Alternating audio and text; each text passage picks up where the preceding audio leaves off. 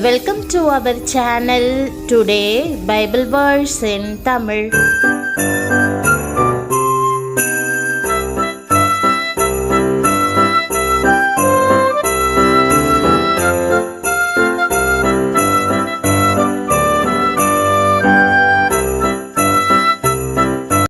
இன்றைய வசனம் சங்கீதம் 9:9.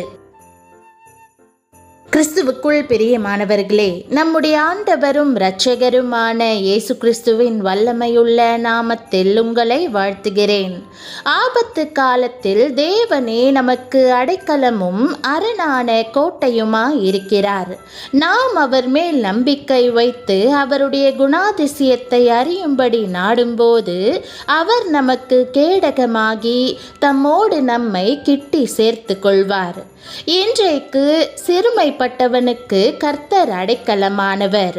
நெருக்கப்படுகிற காலங்களில் அவரே தஞ்சமானவர் என்ற வசனத்தை தியானித்து நாம் ஆசீர்வாதம் பெறுவோம். அடுத்த வசனம், கர்த்தாவே உம்மை தேடுகிறவர்களை நீர் கைவிடுகிறதில்லை, ஆதலால் உமது நாமத்தை அறிந்தவர்கள் உம்மை நம்பி இருப்பார்கள் என்று கூறுகிறது. ஆண்டவரை நம்புகிறவர்கள் அவரது ஆசீர்வாதங்களையும் அவர் அருளும் பலன்களையும் பெறுவார்கள். நாம் தேவனுடைய குணாதிசயத்தை அறியும் போது அவர் மெய்யாகவே நமக்கு அரணிப்பான கோட்டையாக விளங்குவார். அவர் யார் என்று நாம் அதிகமாய் அறிந்து கொள்ளும் போது அவர் மேலான நம் நம்பிக்கை அதிகரிக்கும். உபத்திரவங்கள் நிறைந்த உலகில் நாம் வாழ்கிறோம். அநேக வேளைகளில் இப்படியான உபத்திரவங்கள் நாம் தேவனை அண்டி சேருவதற்கு காரணமாகும். இது போன்ற இக்கட்டான தருணங்களில் நாம் தேவனை அதிகமாய் அறிந்து கொள்கிறோம். தாவீதை கொல்வதற்காக சவுல் ராஜா விடாமல் பின்தொடர்ந்த போதும் அவன் தேவனை உறுதியாய் பற்றி கொண்டான். தாவீது வனாந்தரத்தில் உள்ள அரணான ஸ்தலங்களிலும் சீப் வனாந்தரத்தில் உள்ள மலையிலும் தங்கியிருந்தான். சவுல் நாள்தோறும் அவனை தேடிக்கொண்டிருந்தான். ஆனால் தேவன் தாவீதை சவுலின் கைகளில் ஒப்பு கொடுக்கவில்லை. தாவீது தேவனை நம்பியதால் அவர் அவனுக்கு அடைக்கலமும் பாதுகாப்புமாக மாறி தீமையிலிருந்து அவனை காத்து கொண்டார். இவ்வாறே ஆண்டவர் உங்களுக்கு அடைக்கலமும் அரணான கோட்டையுமாய் விளங்குவாராக. தேவனுடைய குணாதிசயத்தை அறியாதவர்கள் அவரை சந்தேகப்படுவார்கள். தமக்கு அன்பாயிருந்த லாசருவை உயிர்த்தெழச் செய்யும்படி இயேசு சென்றபோது அவருடைய சீஷர்களில் ஒருவனாகிய தோமா அவரை சந்தேகித்தான்.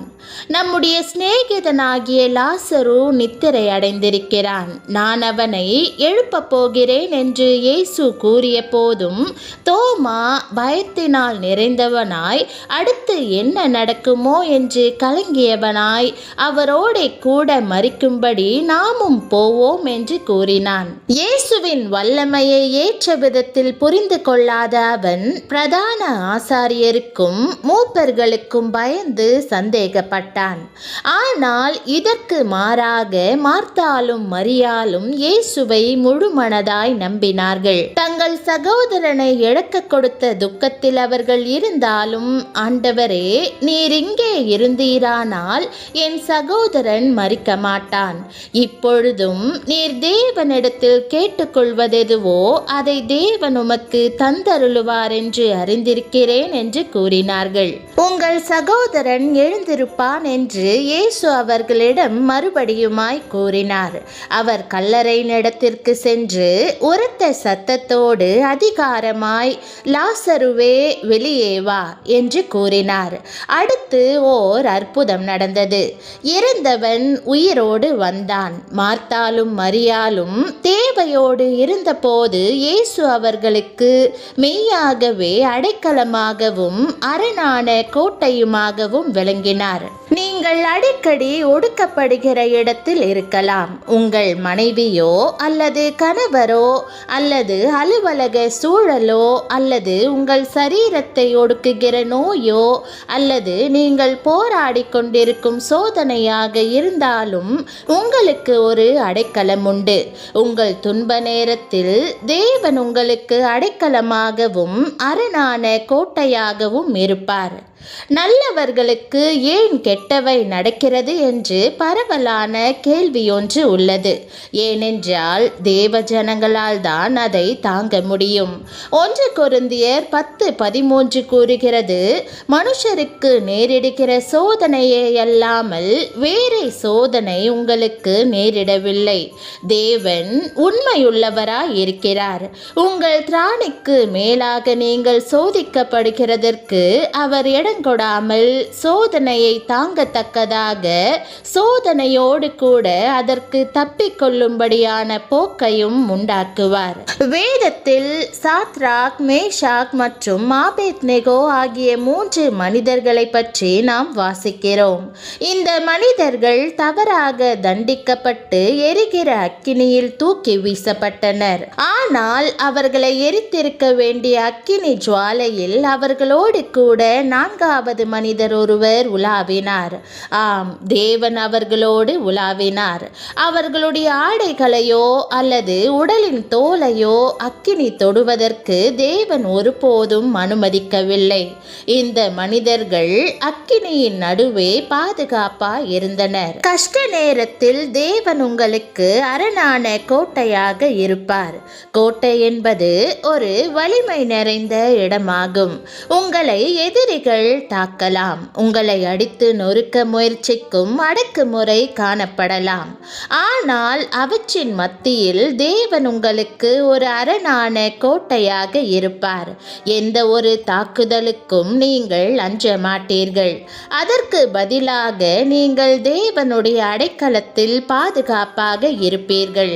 உங்கள் அன்பினால் நீங்கள் அரணான கோட்டையில் பாதுகாக்கப்படுவீர்கள். உங்களை காயப்படுத்திய அனைவர் மீதும் நீங்கள் அன்பை காண்பிப்பீர்கள். நீங்கள் நிலைமையை மிகுந்த சமாதானமாய் கையாள்வீர்கள். இந்த வாக்குத்தத்தத்தை இன்று உரிமையாக்கி கேளுங்கள். கர்த்தர் உங்களை விடுவிப்பார், ஆசிர்வதிப்பார். மனுஷர்கள் நம் வெளிப்புற தோற்றத்தை காணலாம். ஆனால் நாம் உண்மையாகவே தம்மை விசுவாசிக்கிறோமா என்பதை பார்க்க ஆண்டவர் நம் உள்ளங்களை கண்ணோக்குகிறார். இன்றைக்கு ஆண்டவரே எனக்கு உதவி செய்யும் என்று கூறி உங்கள் இருதயத்தை தேவனுக்கு கொடுப்பீர்களா? ஆண்டவர் தாமே இப்போதும் எப்போதும் உங்களுக்கு அரணான கோட்டையும் அடைக்கலமுமாய் விளங்குவாராக. ஜெபம். பரம தகப்பனே, ஆபத்து காலத்தில் எனக்கு அடைக்கலமும் அரணான கோட்டையுமாக இருப்பதற்காக உம்மை ஸ்தோத்தரிக்கிறேன். உம்முடைய பலனையும் பாதுகாப்பையும் தேடி இன்றைக்கு உம்மண்டை வருகிறேன். நான் நெருக்கப்படுகிறதை நீர் அறிந்திருக்கிறீர். நீர் எனக்கு அடைக்கலமாய் இருந்தருளும். உமது அன்பால் என்னை மூடிக்கொள்ளும். தேவ சமாதானத்தினால் என்னை நிரப்பும். எல்லா தீங்கிற்கும் நீர் என்னை விலக்கி பாதுகாத்தருளும். உமது அன்பு என்னில் பாய்ந்து செல்லட்டும். உம்மை நான் முழுமையாய் நம்பும்படி இன்னும் அதிகமாய் உம்மை அறிந்து கொள்ள உதவும். ஆண்டவரே, இருதயத்தை நோக்கி பார்த்து எல்லா சந்தேகமும் பயமும் நீங்க சுத்திகரித்தருளும். தாவீதுக்கு அரணாகி தீங்குக்கு அவனை விலக்கி காத்தது போல நீர் என்னை தற்காக்க வேண்டும் என்று ஜெபிக்கிறேன். வாழ்வில் இக்கட்டுகள் நிறைந்திருந்தாலும் உம்மையே பற்றி கொள்ள எனக்கு கற்பித்தருளும். கலங்கிய என் இருதயத்துக்கு உம்முடைய பிரசன்னம் சமாதானத்தையும் சந்தோஷத்தையும் தருவதாக.